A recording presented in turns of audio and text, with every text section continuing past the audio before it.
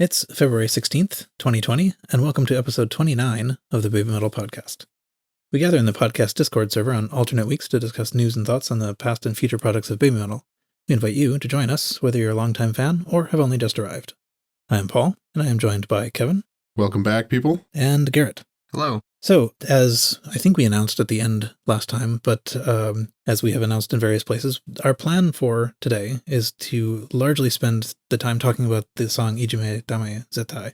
Turns out there's a ton of stuff to say about that and interesting stuff to discuss and, stuff I learned along the way that I didn't know before. So we'll get to that. That's probably going to take most of the time. But there's a little bit of recent news and possible speculations. I think mainly news that we could talk about before we do that. As we foretold, the European tour started. So very proud of ourselves for that. But yeah, so it started in Stockholm almost immediately after we recorded last time, and that was on February 3rd. And since then, they've been in Oslo, Copenhagen, Hamburg, Paris, Vienna, Cologne, Berlin, and they just, as we recorded, played in Brussels. So tomorrow is Tilburg, then Glasgow, and the list goes on. And on, and on, and on. It looks like they're just under halfway done. Yeah, I was going to say that. I even typed that into the show notes. And then I realized I didn't really know how to count it because they added this stuff in Spain, and there's Poland, and they have the Asia tour in the middle. So they have a lot of shows left. Yeah. Busy year. Might be a thing. And hey, if you're in Europe and you're going to these shows, please stop throwing cups on stage. Yeah. Honestly. Yeah. So, I mean, I was at the show in Boston where I think this happened the first time. And I was very unimpressed with I was very unimpressed with the one who did that, at least. Yeah. I don't think it really happened much since then, but for some reason it's been happening a fair bit in these European dates. So today, yeah, I was reading just before we started recording. I think 2 tonight in Brussels. I'd heard 3. Unheard of. Yeah. What's going on in Belgium? Yeah. Come on, guys. So I think it was worst. So just to back up just a second, I mean, what seems to be happening is that, occasionally a drunk person will throw a hopefully likely empty, cup onto the stage or whatever. I don't understand what is supposed to be gained by this. Perhaps it's, actual hooliganism of a sort. I don't know. But at any rate, it's kind of annoying, because it's, you don't want them on a slippery surface. You don't want them to be hit by things. It's a huge hazard. Yeah. Especially on any stage. Speaking of slippery surface, one of the staff members came out and had to wipe the stage in the middle of the show. I forget where that was. I want to say it was in Austria or Germany. Oh, I think I did see. Yeah, I think I know what you're talking about. Yeah, right next to Mo, he came out with a towel and had to wipe the stage down. Yeah. In the middle of a song. Actually, took quite a long time too. Yeah, no kidding. Yeah. So I have to say that. I was saying this actually just before we started recording that I feel like I've been kind of not keeping up as much as I ought to. Like, these shows are just coming at such a rapid pace. Yeah, I've come to the point where I just assume there's a show tonight. Yeah. It's interesting that it's a different, it's sort of a different time zone now too. So it winds up being sort of early in the day, and I miss them. Yeah. But yeah, so anyway, hopefully, the cups will stay where they belong in the audience. In the trash or in the hands of people in the venue and not in the air. Yeah. Anyway, don't do that. Obviously, I imagine anyone listening to this is not doing that, but, if you see someone doing that, I would hope. Give them a nice punch for us. Don't do that, but. Yeah, but we don't actually condone violence. Yeah. Just kidding. But okay, so there are some interesting things to say about what the songs are in the European tour. So when last we left you, Legend Metal Galaxy had just finished. We had been blown away by the premieres of BMC and Omagini. And then they made it into the tour. So yeah. I was not expecting. Back to being wrong. I think that's great. Although it's actually super funny to see, particularly Homage and I, with this like little what now looks like a TV sized screen behind them. It's like a little tiny Yoakum. It loses a little bit of the grandeur. Well, I guess he's probably still not tiny. I mean, that screen is still like, what, 15 feet tall? Yeah. Something like that. But yeah. A little different than the 100 feet by 300 feet or whatever it was in Japan. I remember seeing the, like, you know, I was watching the Stockholm one with some interest because it was the first. And that was a little venue. Oh, that was very small. I mean, oh yeah, I forget actually how big it was, but it was, you know, like 500 people or something. It was tiny. Everybody was all smashed together on the stage. I don't think it was 500. Somebody will know. There was a discussion about it. I want to say it was just a hair smaller than Portland, which I think was like 1,100. Okay. Yeah, so maybe I was thinking of 800. I don't know, but at any rate, yeah, visually still it was very small. Yes. So, but I love the fact that we're getting to see so many, sort of close up videos of BMC. Mm-hmm. Now that you guys have seen Homage and I and BMC, and I'm not the only one, what do you guys think of it? Fantastic. Yeah, I'm happy with them a lot. BMC sounds a lot better than the album version, as their songs normally do, in my opinion. Mm-hmm. Yeah, a lot more metal. Like, I feel like on the record, the open power chords and the chugs are great and all, but it sounds kind of artificial. But live, it's just phenomenal. Yeah, sure. And to be fair, on the album, it probably is artificial. Yeah, I mean, just to blame them, but yeah, it's and it's definitely interesting to see. The choreography is really interesting. You know, Sue sort of crouching down at the front. Mm-hmm. It's very interesting. So I still don't feel like I've seen great video of it, but still, I could see it now. Right. I don't think I found one that both has good video quality and good sound quality yet. Yeah. But there is so much content. That's the thing. There may be several that are wonderful, but I just have not been able to keep up. It is really saturated. My Twitter feed is full after these shows of people putting videos up and retweeting them. Mm-hmm.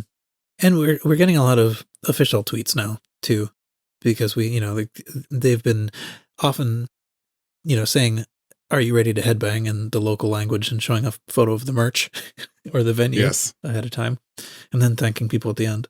And then after the show, they get the shot from behind the crowd with blue light. That seems to be the other standard one this tour. Yeah. And, shouting baby metal in whatever rhythm is, common to the local country. Though I guess there was one exception. They actually took a photo in Paris with the sign for the name of the venue. I'm sure I saw that. But oh, yeah. Yeah. No, I remember now. Yeah. It really does blend together. I can't imagine what it's like for them. They probably barely know where they are. And Sue has been, what is it? I guess it's basically saying, "Are you ready to jump?" Right? Or something like that. There's a couple things that she's actually said in the language of the place they're in. Mm-hmm. So in French, I guess, I suppose, in German, definitely, in Swedish. So yep. Riho has been the eventer for most of the time so far. Momoko has been there in Berlin and Brussels. And that's it so far, but that's as far as we've gotten. But I think if I counted it right, Riho was in the first 7, and Momoko has been in these past 2. So that sounds correct. Yeah. Wonderful. Continue to see Momoko for the rest of the European tour before they hit Thailand. Maybe. Yeah. There was some speculation that since it was kind of exam season, end of the school year in Japan, that she's joined them later in the tour because she had finals or exams or something going on. That would make sense. And that's why we had Riho for the first 7. But that's all wild speculation. Who knows what the real reason is? Sure. And I could see even, something like that might be, even if it wasn't sort of forced on them, like it could be just sort of convenient, like, mm-hmm.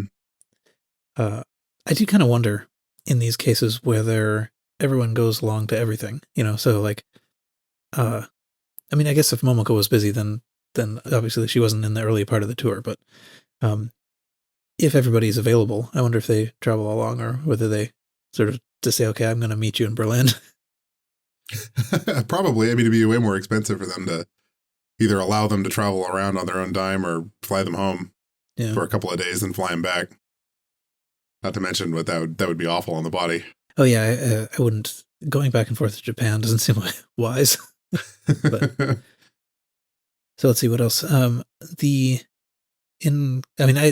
say, I wasn't following along that carefully. I noted down a couple of things. Sue's mic didn't work very well at the beginning in Cologne, but I guess that got solved pretty quickly. Mm-hmm. There's a bit of a kerfuffle, I suppose, in Copenhagen when, we had sort of seen them play a couple of shows already, and they've kind of established what the set list was going to be. And then they started a little bit late, I think, and they skipped Shanti Shanti Shanti. Mm-hmm. And we didn't know what to make of that. Did they play Starlight usually, or did they swap that in? No, that's swapped in. Okay. Yeah, it was swapped. Interesting. Okay, so it wasn't that it was shorter, it was just different. Correct. Huh. I can't really think of any reason why. So I had a theory. Okay. Which might have been busted because it's happened again. So my thought was, okay, well, maybe since they have the video wall, they had a corrupt video file for Shanti or something like that. Or some technical reason, and they had to get a replacement sent to them, and that took a couple of days. But then it came back and then disappeared again, the same song, Shanti, for a third time in Cologne. Yeah. So now I don't know. Yeah, Metal Incarnate was noting this in the chat room, but, I think of almost the first time we saw, not exactly the first time, but the first time many of us saw it well, Shanti Shanti Shanti was at Glastonbury, and the video wall was terrible. Mm-hmm. I mean, it was just completely glitched out and then off for half the time. Yeah.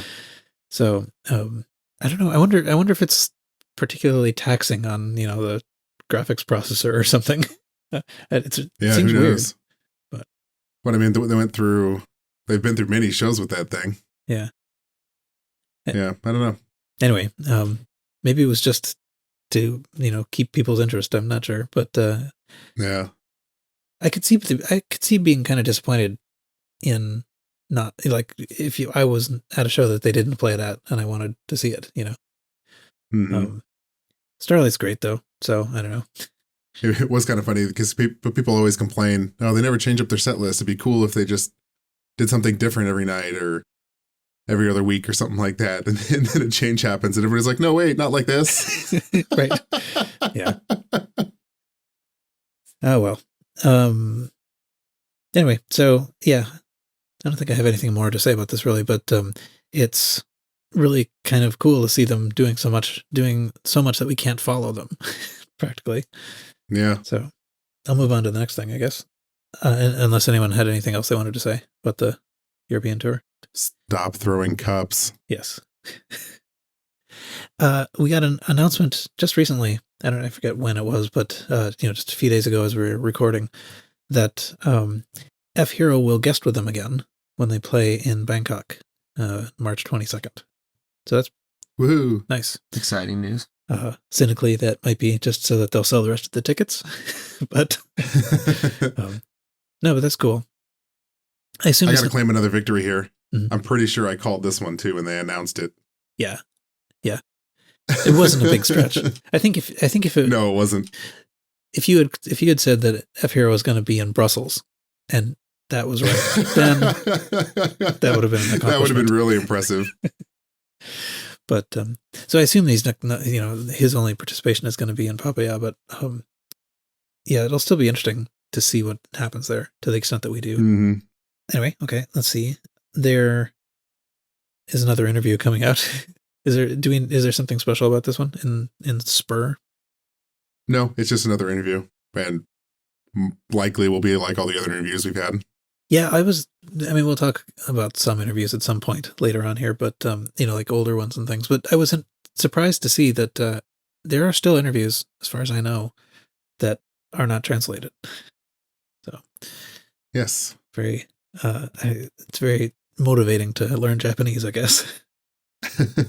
But And then the Metal Galaxy score, the official score, was announced also. I'm very excited for this. Yeah. I think it comes out to like just over $38, and I'm probably gonna get it. Yeah. This is it's Yamaha, Yamaha, and then some other letters. Yamaha MM. Music moguls. I don't know, but so they've done these books for the previous two albums, and there's also, I think, a sort of like a best of one that kind of has stuff from both of them. And so it's the scores, so if you want to, they've got the lyrics, they've got the guitar parts, the guitar tunings. So if you want to do covers, this seems like if you want to do covers and you don't want to just sit there working everything out. All 16 songs. Yeah. You gotta wait till March, though. March 21st is when it's set to be released. Right. You actually play, right? Hear it? So you can actually Yes. play some of this stuff? Yeah, I learned Megitsune, and I learned like about 45 seconds of Road of Resistance, but that's about it so far. Right on. I think I have a little bit more technical skill to develop before I take on anything much more. What, you just can't dive right into this? No, like I'm still at the Metallica phase right now. Yeah, although Metallica is not, they have some technical chops as well. Oh, yeah. Some of them, at least. But, anyway, yeah, so that's pretty cool. I've ordered it, but it won't be until March or whatever that it'll come out. But I have the other two. And, I've looked at them and thought, oh, I should learn how to play these. And that's about as far as I got. I wanted to learn how to play the one for the longest time because I thought that was just the sweetest guitar riff ever. And then, I just stared at the tabs and just said no. Well, yeah, actually later on, so we're going to be talking about the Ijime Dame Zettai, and there's a little series of videos. I'm not sure actually if this is even in the show notes anywhere, but Takahashi Omura did a little, basically I think he was at a record store or something, or guitar store, and doing lessons. So he was also webcasting it, so it was, he was showing it to a camera, but there were also other people around. So he would, he would actually sort of show it how to play all the different stuff, and it's pretty interesting actually hearing one person do it by themselves, not in an arena or whatever, because it somehow sounds slightly less precise, and it's funny because he sings along with it. Yeah, I remember watching that whenever I was attempting to learn this song too. Yeah. Anyway, okay, so then we can turn to the topic then. So we decided to talk about Ijime Dame Zettai.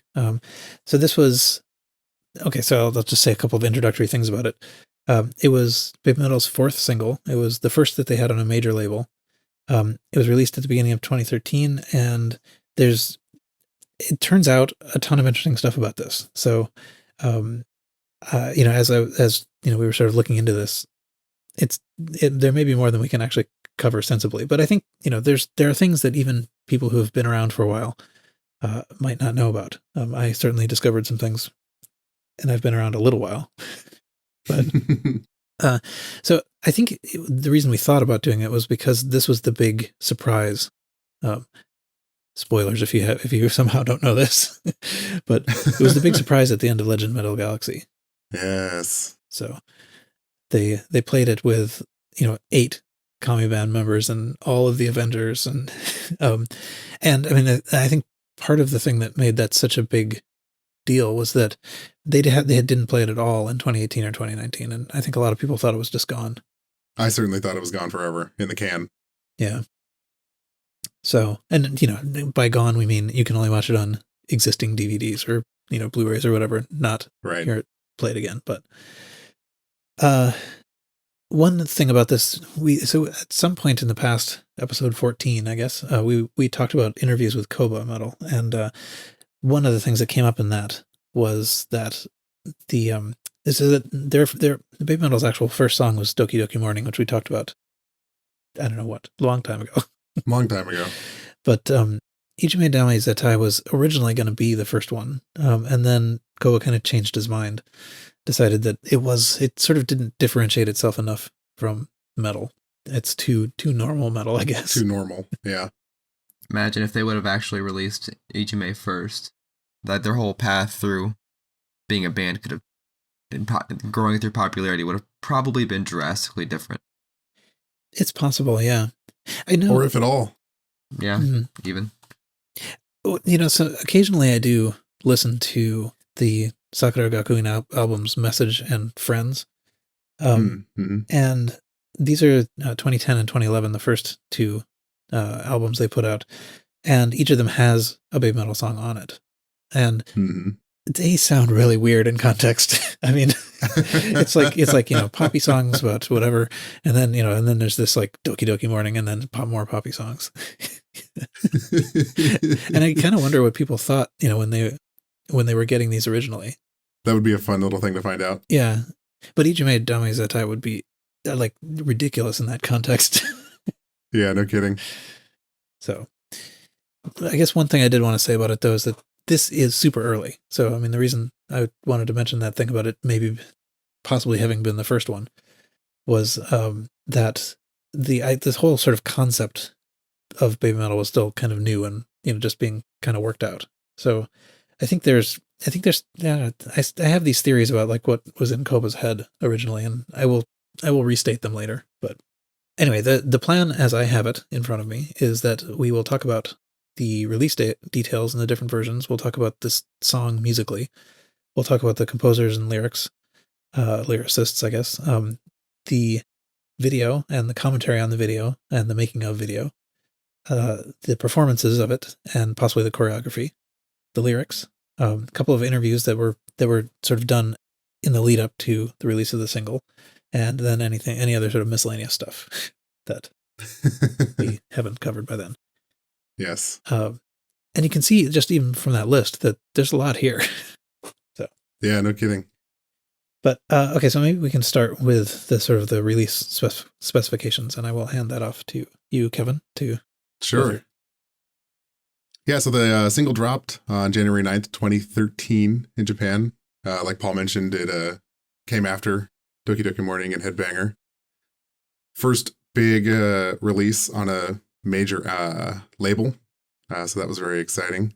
One thing I want to put out here, when the single dropped, there was a lot of memorabilia that they dropped with it. Not only were there, I think, nine different versions or editions of the CD. There was also posters and merchandise and things you can buy. And a lot of that stuff is particularly coveted because some of it was signed. So if you see signed posters and things out there from this release and you have the money and you want to have something cool for your collection, definitely snag it up. And you can actually see them all when you're both of you are in Japan in October. If you go to Tower Records, they have a lot of that stuff hanging, kind of where they have all the other Babymetal stuff at Tower Records. Is this the same as like the No Music No Idol time period, or is that separate? Yep, that's the same era. So yeah, let's see, 1, 2, 3, 4, 5, 6, 7, yeah, 8 different versions of this thing came out. Standard that came with a CD, a limited edition that had a CD, and a DVD which had the making of video. And a lot of this stuff is out there. You can find it on YouTube or other creative places. There was the limited ID and Z editions, which were CD DVD combos. The D and Z had other songs on it, like Doki Doki Morning, Uki Uki Midnight, from some of their lives. Many different versions. You could tell that this was pretty early, I think, because that's why there's so much stuff, right? They just want to get as much stuff out as possible to get it, in people's ears. So imagine if they still did that kind of stuff, how poor you would be. Yeah. But so they were coming from, like, Sakura Gakuin did this also, right? I mean, so for those early albums, at least, let's see. Yeah. I mean, I forget actually how long it went.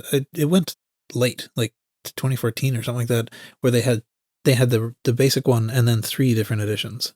So many versions. So Saku and Ra. And so that's kind of the model that I see this as. So that, like, limited edition I, D, and Z, they're sort of like black And then each one of them has, a different person's face on it. So I is Sue, and D is Yui, and Z is Moa. But they're not idols. Right. Why do they have so many different versions? Yeah. Why are they using the traditional idol model of putting merchandise in front of you when they release new stuff? Yeah. Well, I don't know. But they're, actually, the stuff is cool, though. I mean, they could have made it just art. So, for example, I have many different copies of Conqueror. Yes. That differ only in art. But I mean, so the here they came with the limited editions, came with DVDs, but the DVDs had different stuff on them. So there was, not just the art, but also there's sort of content that you could get from getting them all. There's an ultra rare version of this thing out in the wild, and I didn't actually know this. This was kind of cool. Good find. The promo version for radios and review copies is out there, and you can get it. Yep. It has IDZ on it, Baby Metal Death, and the IDZ Nemesis version. And I got to be honest, I can't remember what that version is. Do you remember off the top of your head what that is? Yeah. Well, so okay, so let's see. So that's actually the same. I think it's the same as what's on all of the limited edition, IDZ, the audio. The Nemesis version has a different guitar part. Oh, interesting. I think we'll talk about that later when we talk about who's doing it. But I think it's, well, I can say it now because I'm looking at it. Christopher Amat. This is a person who's a founding / former member of Arch Enemy. So these connections continue. Yeah, no kidding. But yeah, so I mean, the guitar sounds different. I mean, that's about it. You can sort of tell it's not the same guitar. Sort of. I think of it as kind of like louder and heavier, but largely the same. Right. The limited edition I has the making of video, which is interesting. We'll talk about that later, and also the music video. I think the other thing that is possibly sort of interest is that limited edition Z has the Uki Uki Midnight that is something close to the music video for that. Like, if there's anything that counts as the music video, it's that. It's the performances from the Corset Festival. Right. So I'm sure almost everybody's probably seen these. That it's kind of like the performance, but then it's sort of intercut with some behind the scenes stuff where they're like in a hallway, or whatever, or shushing you or whatever it is. You're doing whatever they do. Yeah. So the other thing that you didn't mention sort of out loud here is that apart from the standard and the sort of regular limited IDZ, there are these promotional ones that I think. So I didn't realize this until I looked this up yesterday, but apparently they were only available to ticket holders for the Legend IDZ shows. But you will have seen these. So yes. They're like green and blue and what is Sue? Purple? I forget. But they're sort of like very basic colors, and they have the individual's face on it out of costume, right? So it's just sort of like Yui and Moa and Sue, and so I did not realize that they were only available to ticket holders, because I think of those as being rare but available, and I don't understand why there's so many of them out there now. I mean, they're expensive, but they're not. Yeah, I've never seen one in the flesh. They're easier to find. Maybe it's a little harder to find them all three, but they're easier to find than the Magitsune ones, which we'll probably talk about someday. But I have them here somewhere. I think I have a little box that I put the more special ones in, and I'd have to dig it out. But little lockbox underneath the floorboard. Yeah. So I'll just mention this here. I think it came up. It came up because Dwayne Metal mentioned something in a video when he's explaining the lyrics, and we'll talk about that more later. But when you look at these things, and there's also posters that kind of have the same kind of art on them. Sort of down the side it says Ijime Dame Zettai, written out in katakana for the most part, I guess. And then they've got the person's face on it in this solid color background. And it turns out that there was like an anti-drug campaign that used This is exactly that. Oh, right. So yeah. Mayaku Dame Zettai. But Dame Zettai, that's the catchphrase for this, which is something sort of like what in the US we had as like just say no. Yeah. So I mean, that is totally weird. It means that this whole thing, like the whole thing is kind of a joke. I mean, like Ijime Dame Zettai is a play on just say no, basically, which everybody knew at the time. Right. And these covers are just posters from that campaign, basically. Mm-hmm. Yeah, you were showing me this earlier, and that was wild. I had no idea. Yeah. Yeah, I'd never heard of that before either. It's interesting to hear about. Yeah, I mean, when you see these, you should definitely we'll have to have some kind of link to show what these look like, because it's outrageous. And actually, if you think about in the song, Zettai particularly shows up, like that lyric shows up maybe like once or twice. It's not really part of the song, but that's the thing that ties it in with these images. Right. So anyway, so I mean, that was just wild to see those, and actually the funny thing is when I did a Google search on this, mostly I got the posters, but then also there's like the MOA cover too. Yep. Wild. Anyway. All right. Well, maybe we can talk about the song a little bit. Yeah, perhaps we move on to the next section. So, Garrett, maybe you can talk a little bit about your thoughts on the song itself. My thoughts, I'd like to start off by saying that the runtime of the song is just over 6 minutes. That's not a bad time for a song, especially of this nature, in my opinion. I like longer melodic metal songs, and I think that's the genre I would like to call it, melodic metal. If I'm sure people would disagree with me, but that's fine. Tuning is in drop C sharp, which is a bit weird for baby metal. I don't think there's too many other songs they have written in this tuning. It's the same tuning as a band called Trivium. Trivium uses all drop C sharp rather.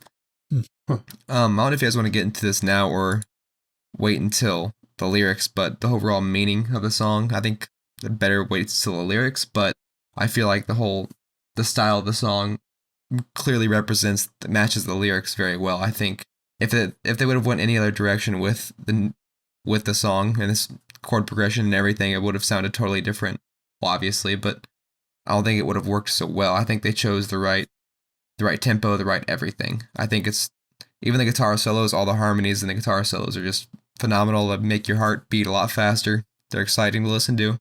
In fact, I had the main solo of this song as my ringtone on my phone for at least 2 years. Awesome. Yeah. It has a lot of components to it. I mean, it's very complex. Yeah. It sort of starts slow, and there's fast parts, and then the parts that she's singing over, she is doing melodic metal, I guess. Mm-hmm. I'd almost compare it to like The Road of Resistance, and in being a complex song, contrasting to other songs like Megatsune, where it has a lot of repeating parts, like the chorus and the verses are the exact same, they just repeat one after the other. It's the same guitar parts, but the song's complex in the sense that each thing connects to a different thing into a different thing to build the song up and up until the great ending, or into the great solo. Uh-huh. I was going to ask about this. So there's a thing that, I think everybody kind of knows, which is that a lot of what Koba gets inspired by are things that X Japan does.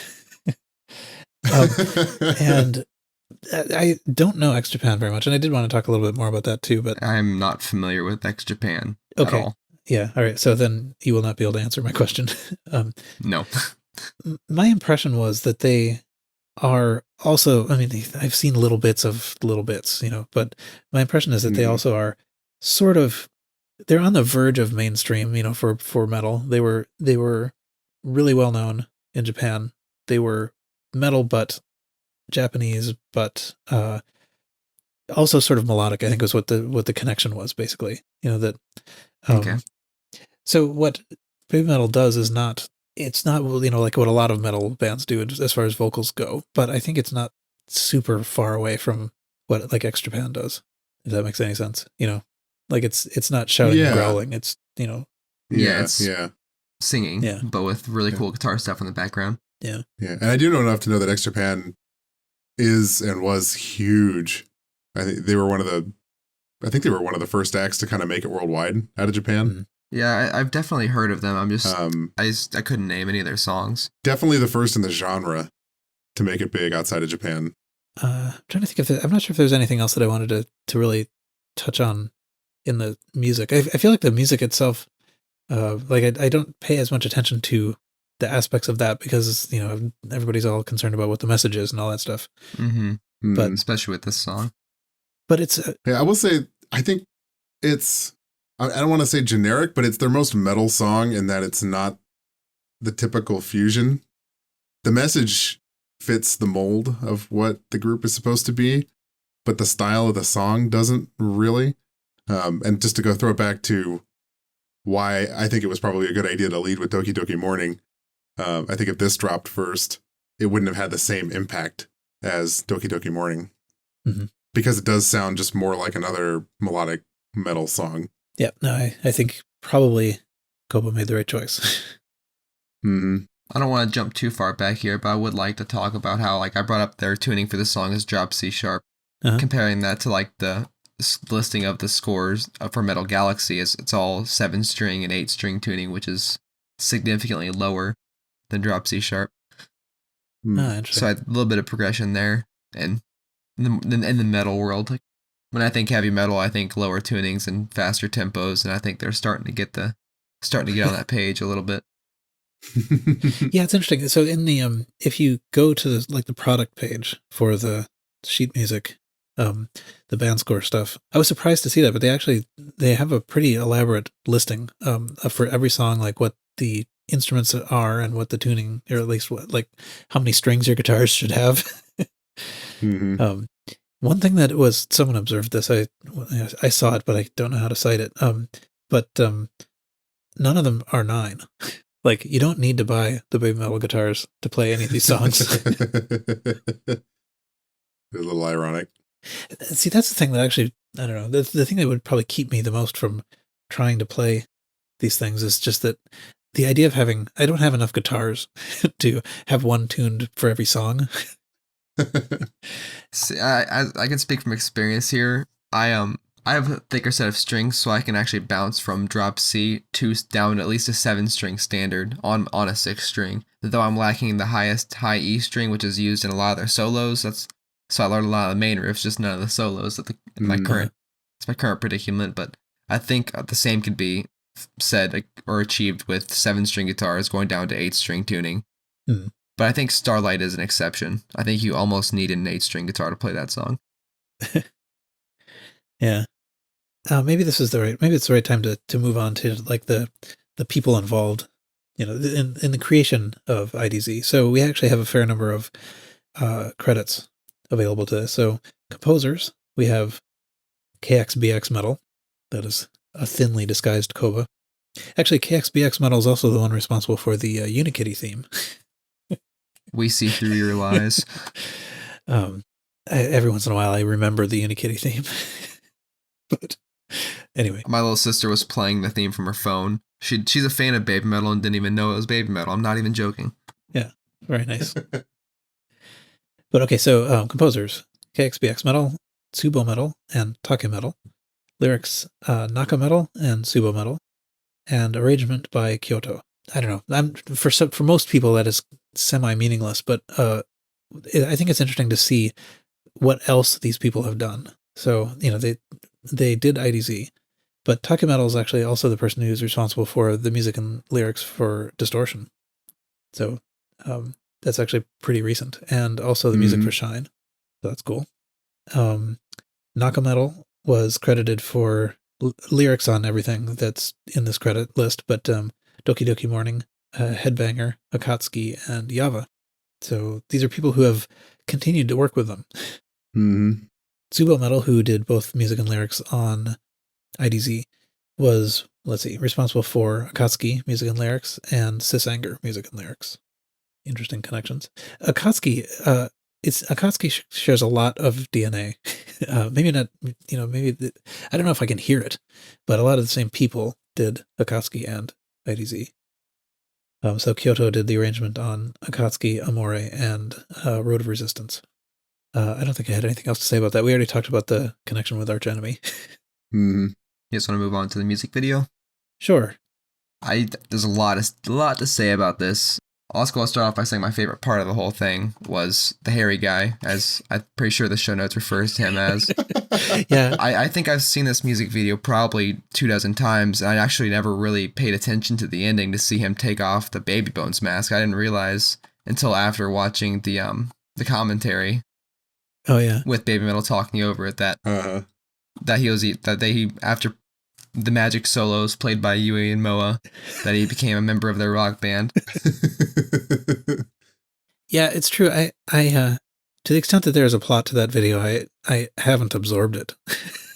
Is there one? I don't. I mean, There's a very thin one. I think it's don't let people get you down. Tomorrow's a new day. Pick yourself up. Keep on being metal. absorb the healing power of Baby Metal. Yes. But so the guy with the hair, like people were being mean to him, burning his guitars and cutting his hair. Yeah. So He was getting bullied. yeah, Yeah. it's actually pretty impressive looking, though. I mean, it might be the most impressive looking of their videos. I mean, Megitsune maybe is, I guess the thing about Megitsune is it's sort of in a smaller setting. IDZ is it feels kind of vast. They've got guys running around in fields and burning guitars, and they're in this kind of like cave-looking structure. Yeah, there's definitely more scope to this video. You can tell by reading about it, watching the making of, watching the commentary on it, which is incredible. Yeah. That this was a big undertaking for them at the time. This definitely showed the hard work paid off. I think this was definitely was a huge step in their history and make a big stepping stone to making them who they are today. Uh-huh. Very glad that honestly, the filming in the cave was sweet. I love that. Yeah. And watching hairy guys run across fields is always pleasurable to me. Yes. So one thing I didn't know about the music video was that all the guitars that they burned and destroyed in the video, they sent them out to like different Tower Records in different places, and I guess they were signed, and That's and you could win them. Like, Oh. I don't know exactly the details on this, but the way they mention it, it's like they gave these away to fans at some point. Those are coveted items So, right there. so are these out in the wild? Yes. That's what it sounds like. I had never heard of that or heard that before. Yeah, me I neither. thought that was kind of insane. Keep your eyes out in thrift shops just in case. You never know. Oh yeah, no, I suspect that they're probably all in known locations. Oh yeah, in glass.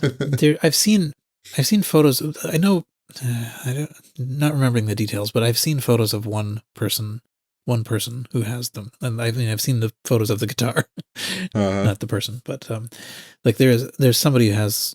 I think someone in the U.S. has one. But I mean, I'm sure they're not easy to come by, because there were 8. I've never seen a picture of them. Yeah. And they're mounted. It's mounted on a stand, so it's not repairable. Yeah, It's pretty. That might be the most coveted pizza merch. Yeah, there is this commentary video. I think we might have mentioned it in previous episodes, but it was included on the first press limited edition of the first album. So the CD. That's another thing. I mean, there are a million versions of this CD. But, well, and I should say album because I have at least 2 vinyls also, or vinyl records for those who object to the use of the words vinyl for these things. But yeah, so that there's a bunch of videos and things on the DVD that came with that, but one of them was basically just a commentary track. So they're talking. Sue, Mo, and Yui are talking about just like what they're seeing on the screen, and it is great. I love how they almost can't help but sing along during the chorus. Yeah. Dame, dame, dame, dame. I mean, can you blame them though? It's probably hard drilled into their head at that point, but I mean, even I sang along, so. Right. Yeah, and I think so. We probably talked about this one because I did one of these for Doki Doki Morning, and they were doing it a fair bit later. I mean, it was clear that they thought of Doki Doki Morning as having been a long time ago when they were doing those commentaries. Yep. But this one didn't seem as far back, I guess. But so they talk, and there's a really great blogspot blog that has translations of all the songs and a lot of other stuff. do-metal.blogspot.com. So definitely go there. If you are not aware of that, go check that out. Because all the songs are translated both, so both sort of in regular English and then side by side with the Japanese, and there's all kinds of notes. But Do Metal also has a translation. I think Do Enki. But anyway, Do Metal is the name of the blog. And there's translations of all of this commentary stuff. And it has been embedded, when I first came across this, it was already embedded as subtitles in the video out there on YouTube somewhere. But some of the notes are pretty interesting. So the actual video was filmed at the Oya History Museum, which is a former quarry site. Right. So you can actually sort of go to the website and see photos of, the photos of these things outside the context of the video. It's kind of interesting. Yeah. I guess it's considered pretty cold in there. Here in the middle of the United States, caves are always a nice 60 degrees. So I guess over there, it was cold inside caves or quarries. I guess it's a quarry, not a cave. Well, it's open to the top. Yeah. Okay. Yeah, you're right. They kept mentioning that. Yeah, there's a lot of complaining about the weather. Yeah, it was cold. The costumes were sleeveless. Making it even colder. Yeah. Yeah. Rained on the previous day, and Sue, was concerned about trying not to get mud on the cape. And then apologized to the stylists. Uh-huh. I think it's even mentioned that they practiced it several times before actually getting it right, or even before filming it. Apparently there's this open on the top, like Kevin just said, and so these dead leaves would occasionally come fluttering down, and Yui and Moa had this little competition where they would try to catch them without destroying them, right? Essentially. And what's kind of cool about this is that there's another video. Where does this come? Oh, it's on the limited edition I disc for the IDZ single. That it's the making of video. I think we've mentioned it before, but so this doesn't have any narration, but it just shows a bunch of sort of stuff as they were filming it. So you see it from different angles and see the camera. I'm sure you will have seen many of these, animated, what should I call them? GIFs. Yeah, that's the right way. Yeah. You can never say it correctly on the internet, Paul. Don't even try. Yeah. Well, I know I'm right, but people get hung up on the fact that the person who originally named the thing has some different opinion, but it doesn't matter. That person is wrong. Correct. Also, Emacs is way better than VI. Few people are going to know what I'm talking about. And that's it for this episode. That's right. But yeah, I was going to say about the making of, though. You can see some of the stuff that they were talking about in the commentary, which I think is kind of cool. So you can see them actually catching the leaves and and looking cold. And there's a place in the video. I guess we didn't mention this, but where Yui and Moa actually get guitars and they're sort of fake playing. Mm-hmm.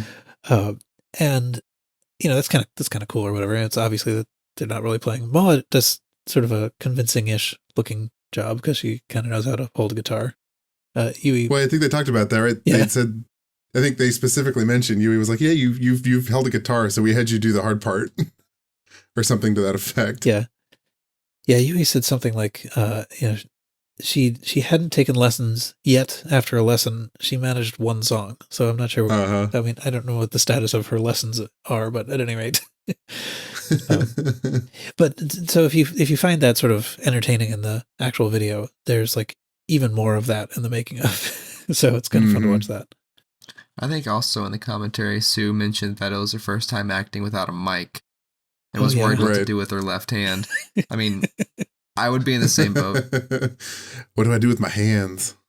Yeah, it was pretty funny. Anyway, so this is sort of about the music video, but actually mostly it's about the commentary. Yeah.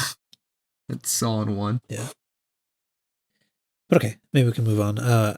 We could talk a bit about, I guess the next section here is about the performances. It's sort of lumped together, when it was first performed, and maybe we can also talk a little bit about the choreography if we have anything to say about that. Okay, so there was a trailer in 2012 teasing it. Baby Metal, the dark heroine of the J-pop scene, will present to the world a shocking world reformation metal song. This is actually printed on the screen. It's goofy though. Have they done a teaser for anything since this that was kind of in To this that style? scale? Yeah, No, that I wasn't don't just like think a so. countdown. I don't think so. So there's a pretty funny one. I think it was Toys Factory. It wasn't Baby Metal proper, but that they did for Headbanger, which is this parrot. You must have seen this. Oh yes, I have seen It's like that. it's a parrot sitting there, and then somebody comes in and like turns on Headbanger, and then the parrot starts going crazy. Right. Why haven't I seen this? It's on I don't know. the official Toys Factory YouTube site, so it's findable. I'll find this Right. soon. Yeah, so there's I didn't go back and look at this, but this my first Heavy Metal in Tokyo 2012. I have seen that, but it was a long time ago. That's a little bit more substantive. That's not even so much a trailer, but they kind of, I don't know, it's like an introduction to Baby Metal or something. I want to go back and look Yeah, at that's that. a weird one. I don't know how to explain that one, but I guess it is the first time where we see IDZ, right? That my first Heavy Metal in Tokyo 2012 Yeah, on the I Toys think so. Factory YouTube, and then they went into teasing it. Anyways, like I said before, the thing dropped on in January 2013. Mhm. It was first performed at Shibuya Duo Music Exchange at an SG show. Yeah. So imagine being at an SG show and then surprise, here comes a subunit Heavy Metal Music Club to rock your face off with IDZ. And they did it again at TIFF, which is pretty cool. Yeah. That's pretty good exposure because TIFF is a big event out in Japan. They played it 4 times in 2011, a few more times in 2012, and then Legend I. Yeah, so by the time the single came out, it was actually sort of known, right? But Right. yeah, there's a site that is often pretty useful called setlist.fm that will sort of, Yes. like list the things. Absolute gem of a site. Yeah, I think in this case Wikipedia might have them beat as far as sort of like the details of this, because it's Right. not. I'm not completely convinced that setlist.fm has all of this quite right, but they also they also had listed the first time the song was performed as July 2011. At any rate, it's it was for a long time. It was kind of in the context of Sakura Gakuin alone, and then they did Right. Legend Corset, Legend I, Legend D. Right. But it definitely became a staple once it had debuted. They were playing it at pretty much every show that they were doing up until, I don't know, 2017 or so. The last time before January that we'd heard it was Legend S, right? So Right. December 2017. Right. And that was a weirdly lopsided performance. Yeah. Um, But yeah, it was a fan favorite for a really long time, and it was played pretty frequently up until, like I said, 2017, and then it disappeared until we got surprised with it back here in January, right. which was the first time I got to see it live. So one thing I meant to look up and I didn't, and I don't know if either of you will know, but there's this movie. Well, there's this introduction that precedes the song usually, and this movie that sort of starts off with a kind of like a flying V type guitar scrolling up the screen. I have vague memories of this, yes. Yeah. And well, that was the clue, right? At Legend Metal Galaxy, when they started doing this, that's when everybody flipped out.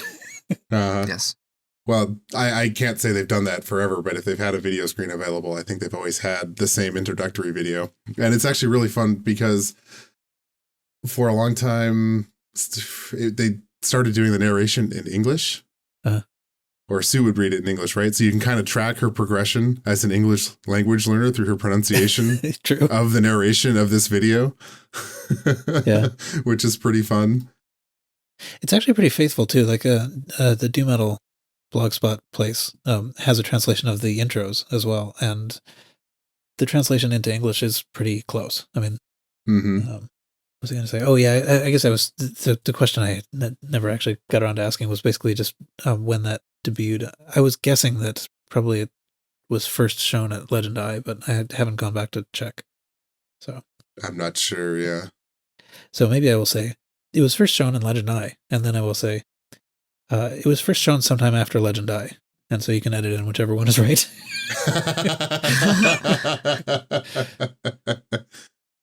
maybe that's it on that part. Is there anything else we wanted to say about the choreo? There's one thing that I wanted to say about the choreography, but is there anything else that you wanted to mention about it? Choreography? Yeah. It's similar to Atsuki, which I think is really interesting because the songs are way different because it features basically a fight scene, right? Right, yeah. And then breaking up a fight.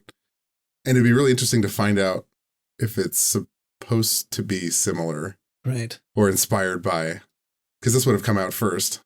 Yeah, definitely. But back when we were talking about the people who are responsible for the song, there's a lot of the same people involved in both of those songs. Yeah, yeah. Wanted to be Mikiko. Right. Doing the choreography. So it'd be fun if someday we ever get a biography or anything like that to learn if how all of this stuff is connected, if it's supposed to be.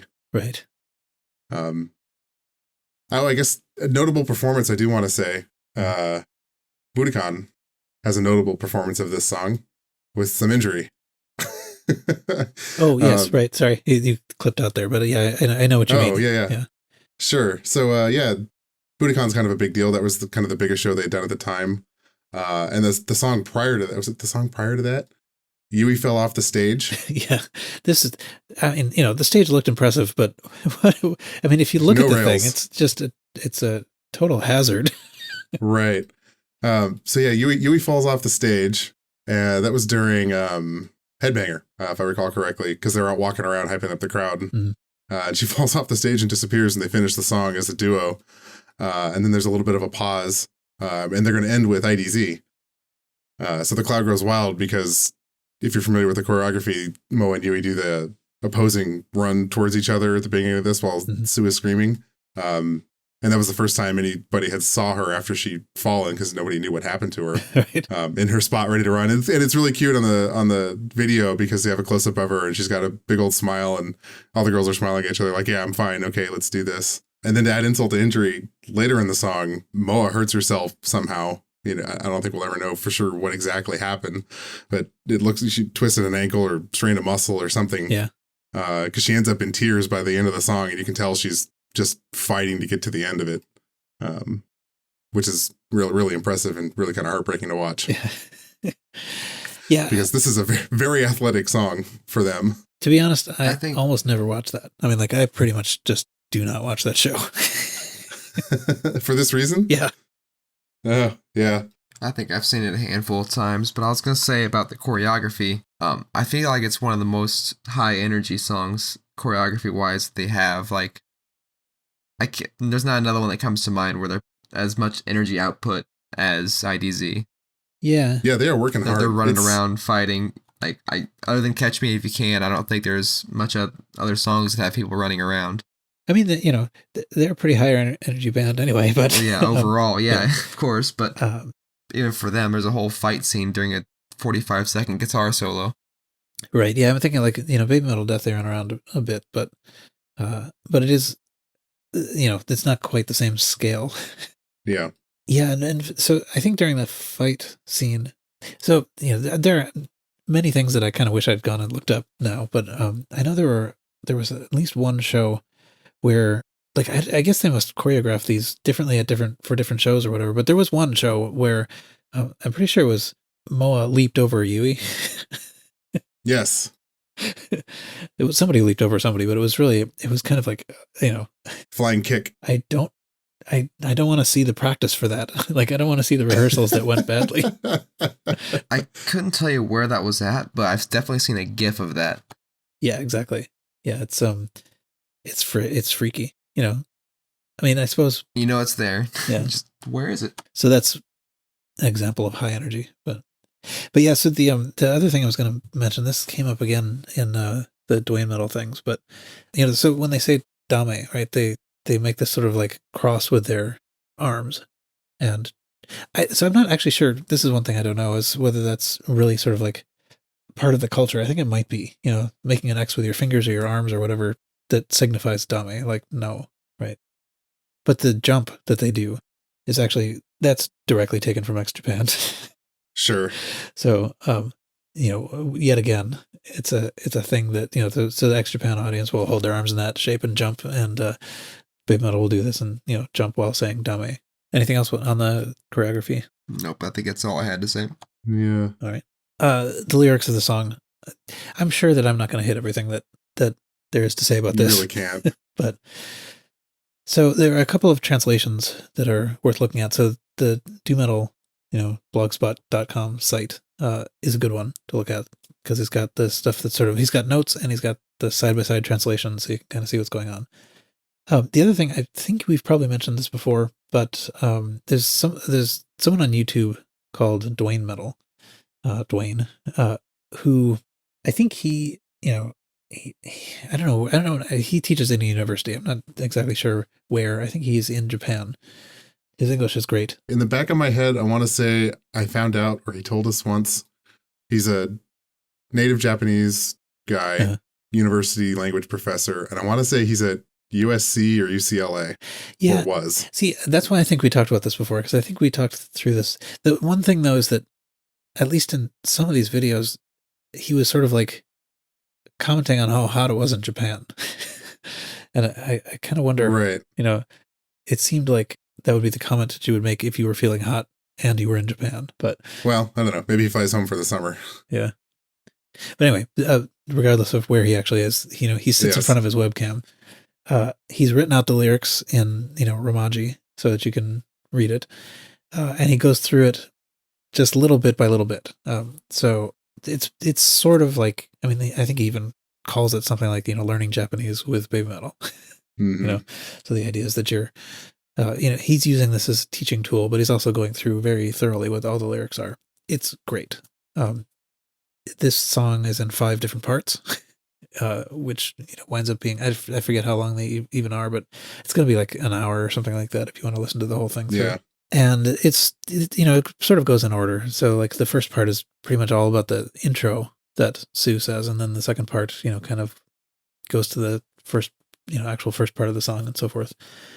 So this is the place, in Dwayne Metal's discussion of this is the place where I actually got that mention of this being kind of a play on the drug slogan thing. Mm-hmm. And so I went to check it out, and it seems true. He also had it. Sure enough. Yeah, it's wild. He also had made a comment, which I thought was kind of good, which is that, like they tend to call themselves kawaii metal. But he posited, I guess, that something like positive metal or happy metal or encouraging metal is actually maybe a little bit more what they are. Based on this song alone, I would totally roll with that. Yeah, well, I think it is something more than just like, cuteness. That's there's involved a here. clear message behind it. Oh yeah, well, even just in the band as a whole, like not even just this song, but like it's not just that they're, it's not just cute metal. It's sort of like positive, in a way. But okay, so overall, the song is basically about anti-bullying, right? So bullying, it's something like bullying, no, absolutely, right? And right, and it is, it's basically a take on this, that name is a take on this like drugs, no, absolutely campaign. But like in the actual song, the lyrics go bullying, no, no, no, no. The sort of the theme is essentially that you have someone who's sort of like feeling hopeless and alone, sort of caught between light and dark, and sort of making, I think, a comment that recurs throughout this, where the one who's being bullied is not the only one being hurt, but also those who are sort of watching but not doing anything and having to pretend nothing's happening. They're also being hurt by this. And then the kind of like plot is that I'm done with that.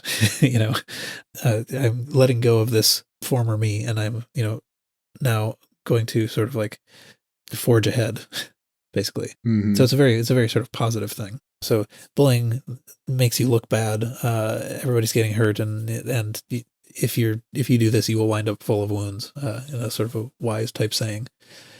There's a little section that's essentially saying "fox fly," and you can probably hear this if you think about the song. Kitsune tobe. Anyway, it's a thing that they repeat in the place where they say dame elsewhere in the song. They're saying fly, and well, maybe I'll come back to that. But there's a weird illusion that Dwayne Metal hypothesizes there, Oh yeah, and then there's this sort of like fight scene, and then they say something that translates as "full of dearestness, it's pressuring but also encouraging." This turns out this is another illusion. So I think I'll stop talking about the sort of the intrinsic meaning of the song. It's basically, I don't want to see you cry anymore. No more bullying forever, right? We kind of knew that from the intro. But what's really kind of cool about the Dwayne Metal's translations is he's provided some context that Japanese, the people in the Japanese culture would have known, and I had no idea about. So, first of all, before I get into that, you've probably seen where I'm going with this in the notes that we have. But was there anything you wanted to say about the sort of the meaning of the lyrics or song? No, I don't think so. No, other than I feel like they're probably still relevant to this day. This is a timeless song lyrically. True. Yeah, no, Yeah, I'd agree with that. I think it's quite possible that the release of this song did not end bullying. Well, no. Unfortunately. I feel like it made somewhat of an impact, I imagine, but I feel like there should be more songs of this nature.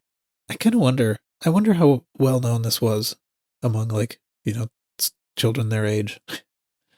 Probably not very. Yeah, that's kind of what I was thinking too. Yeah, so when Dwayne Metal went through this, he was really going through like really word by word, and he would put in these little side notes. And so one thing that he put in this one I'm not sure I believe really, but this business about the fox flying. So first of all, what is that supposed to be? Foxes don't fly, So it's and actually it's the song is itself ambiguous, so it's not really clear whether it's supposed to be the fox flying or the fox is telling you to fly or whatever.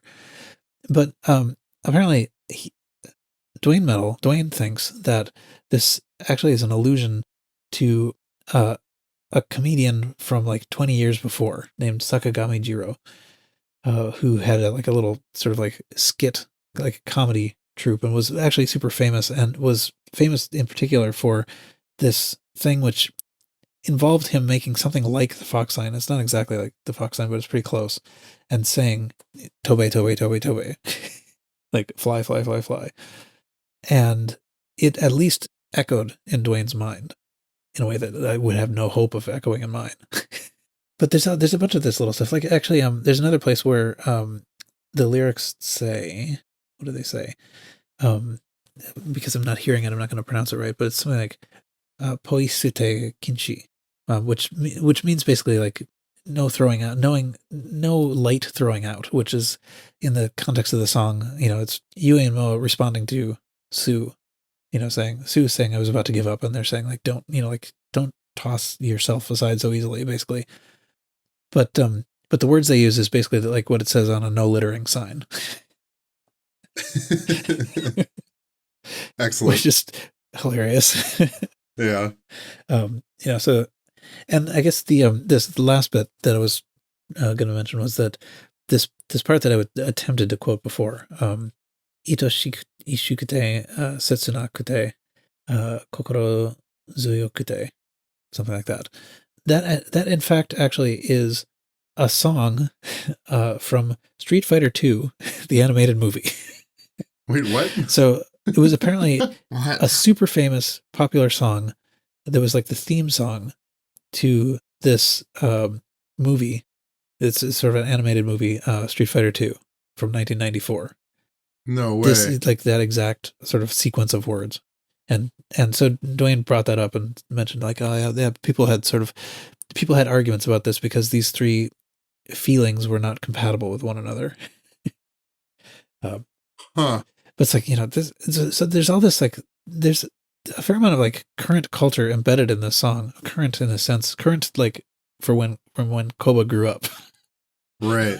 Right. Huh. But that's, I guess, another thing why I was thinking like those illusions would probably be lost on, the kids at whom this was aimed, right? Right. Who knows? And it's possible that Dwayne was kind of making up some of this stuff too, but I mean, like, I would never have been even close to catching any of those. Yeah, sure. Me neither. Okay. Anyway, I don't think I have anything else that I specifically wanted to say about the lyrics. Did I miss something important? I don't feel like you have. I think you covered it pretty well. Okay. So I put another section in here, which I guess we didn't assign to anybody, but that had sort of a list of some interviews that they gave sort of promoting the release of the single. So there was one in particular in Marquee, Volume 94, which they did an interview with Sumo and Yui, and there is a translation of that. And I think you will have seen this actually if I describe to you the photos. That you've seen the photo shoot, because it was them with this weird stuffed fox, like in a Ouija board, and it looks really creepy. Yeah. Oh, I totally forgot about that. Yeah, I think the official Twitter account tweeted one of these photos at one point, but the photo shoot that was from is from this Marquee, Volume 94. It turns out that I just like a few days ago got the physical thing. So I have this magazine. The photos are creepy looking, but the other thing too, though, is that there's actually an interview with BABYMETAL in it that, as far as I know, nobody's ever translated. Very irritating. Yeah. I would have liked to know what he said. I pointed my phone at it, with Google Translate to try to get something out of it. And the part that has to do with IDZ is not actually very long. So I don't think we missed much, but I thought it was interesting that this is relatively prominent and it never did get translated. Yeah, I'd say. So it's interesting. This is 2012. This is one of the things that Sue Metal says, agreeing with Yui Metal, is that she thinks that her voice has matured and grown up. This is 2012. Oh, ladies, just you wait. But Yui and Moa talked a little bit about recording. This being one of their first experiences where they were recording in separate rooms. I guess for sound isolation, but they could see each other through the glass. So there's a couple things. I don't know. We may have links. We may have links on our website. We may have a website. We'll see. that all of these things are possibilities. But yeah, some of these links are kind of like too minor to put in the major show notes. But I think we are planning on having a spot where all these links go. So yes. Let's see. How's it going? I feel like I've been talking for a while. We're chugging along. All right. I'm slowly losing my voice. Okay. Okay, maybe the last thing I'll mention, I have mentioned this before. So maybe I don't need to say it again. Omura, if you're interested in seeing Omura playing it by himself, it's pretty cool to watch these videos. And even if you don't know Japanese at all, you can totally still follow along. It's very, very easy to follow. Yeah. I was going to say there are a couple of English words that show up on the screen. I'm not even convinced that those weren't in the original, but it certainly is not translated. But it doesn't matter. You can sort of tell. You can tell what he's doing, and sometimes he will sing along with the notes, which is pretty funny. Mm-hmm. All right. I don't know. We've been recording for a long time. Maybe this is good enough, but there's a lot of stuff about this song. Yeah, no kidding. Anyway, so next time, I think we're going to be still in the midst of the European tour. 2 weeks from now, I haven't even checked to see what places they will have played, but I don't think there's no expected news that's going to happen between now and then. Not that we know of. Yeah. I think they'll be coming up on the Russia show around that time, maybe a little bit after. Yeah, so, I mean, I was thinking that we talked, I forget if it was during the recording or just after, about maybe doing Song 4 as the topic for next time. I haven't looked into it, so I don't know. I think it's going to be nowhere near as full of stuff as IDZ was, but there are a number of things that are sort of interesting about it. Do we think that we can stretch that enough to be a topic? I think we can pull it off. I think so. Yeah, I like the song. Yeah, there'll be enough to talk about it. So I think that's what we'll do. Next time we will talk about Song 4. It's like its origin story. Maybe something about why it's even a thing. Like why one needs to rehabilitate the number 4 and that sort of thing. So, I guess I never did talk about the context thing that I was going to mention up at the top, but maybe I will sort of wedge that in here. I'm sort of continuing to promote my theory about the original concept that Koba had, but it really does feel like this thing that we saw with IDZ, sort of like, grabbing things from the local context, like the anti-drug ads and the no littering thing in the lyrics and stuff like that, and all the stuff from X Japan, which they get not just here in the the X choreography, the Dame choreography, but also like the neck brace comes from them. And there's I forget what show it was, but it might have been like Legend D or something. There was one of these shows where they were playing where Yui and Mo were at a crystal piano on the stage, and that's straight out of X Japan as well. Mm-hmm. And it seems to me like this kind of makes it even more convincing to me that kind of what Koba was going for was he was kind of imagining what it would be like seeing the spectacle and the energy of a heavy metal performance, but sort of as perceived and or reinterpreted by young girls from the J-pop world. So it's not.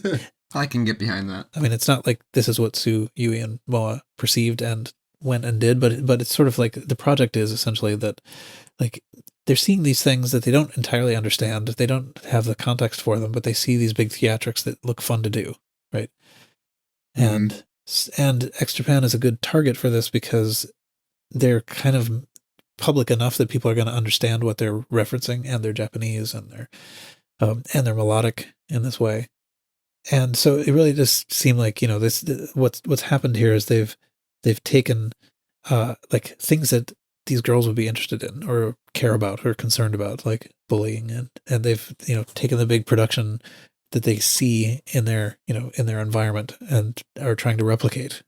And it really does feel like that's what they've done. Like that was kind of the hook at the beginning, and I like it. I mean, I think it is actually a really like creative thing. And I think it has morphed from that. Now it is a little bit more sort of intrinsically earnest or honest or something. Mm-hmm. It's not as much of a parody as it was. And I think even before there was real sort of sincere art behind it, but at the same time it was it was kind of a caricature. So Interesting. That's kind of weird to have that perspective. Anyway, I thought as I was looking into this, that was definitely what I was feeling, as I was reading through all this stuff, that like this really does seem like what he was trying to do. Mm-hmm. So, okay. Anyway, and that concludes my saying that next time we'll talk about song 4.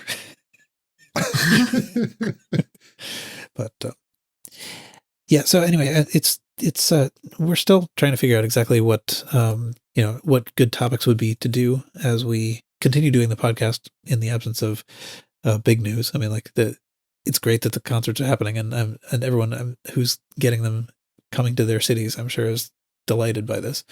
But at the same time, we can only say, and they played at X so many times. Mm-hmm. So if you, as a listener here, have ideas about like things we should do, let us know. We'd be happy to get ideas from you. If we can think of people that we might interview from the community or something like that, that might be fun to do. I have some ideas for that. Maybe we can get Koba. Yes, I'm sure.